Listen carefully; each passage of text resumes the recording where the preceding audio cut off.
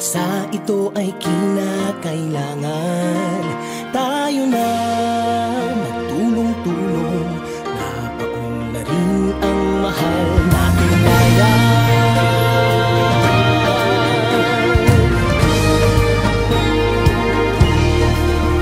Panahon na magbabago at iayos ang mga dapat ayusin. Dapat lang maging tungkulin ng bawat mamamayan dito sa atin. Gawin ng pagbabago patungo sa pag-asenso, magsikap ng mabuti at ng guminhawa tayo.